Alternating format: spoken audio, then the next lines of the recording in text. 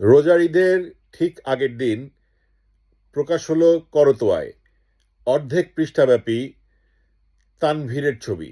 দরবেশ, এনসিপির। শোনা যায় সে এস আলমের থেকে 400 কোটি টাকা নিয়েছে। অতঃপর পুস্তক বিক্রেতা এবং প্রকাশক সমিতির যারা আছেন, অর্থাৎ পুস্তক যারা প্রকাশ করে, তাদেরকে জিম্মি করে তার থেকে বাজার দরের চেয়ে 10,000 টাকা প্রতি মেট্রিক টন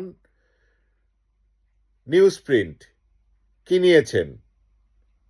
নইলে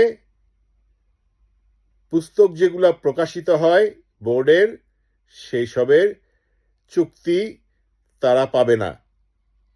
এভাবে কামিয়েছেন আরো 36-37 কোটি টাকা। এই হচ্ছে তানভীর ওরফে দরবেশ, সার্জিসের লোক কিন্তু। পরিণামে সোশ্যাল মিডিয়ায় হইহল্লা হলে কি হলো? এনসিপি মিটিং করে অস্বীকার করল এই ব্যক্তিকে, এই তানভীরকে শোকজ করল, সাময়িক অব্যাহতি দিল। এখন পর্যন্ত কি তাকে কোনো রকমের গ্রেপ্তার করা হয়েছে? হয়নি। আরো একটি ঘটনা ঘটে গেছে, সেটা হচ্ছে হাসনাত যখন সেনা প্রধান বিষয়ে একটি কথা বললেন, তখন সার্জিস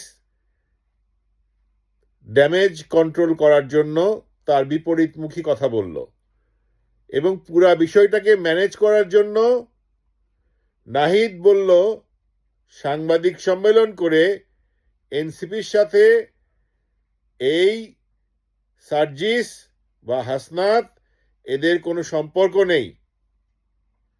অথচ আজকে আমরা দেখতে পাচ্ছি রংপুরে যখন জাতীয় পার্টির যে মহাজন আছে কাদের,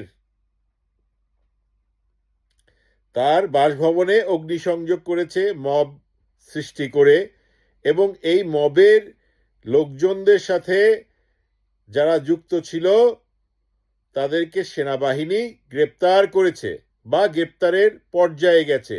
তখন মাঝরাতে তাদেরকে কে ছাড়াতে গেছে? সার্জিস গেছে। তাহলে এই সার্জিস এর নেতৃত্বে আমরা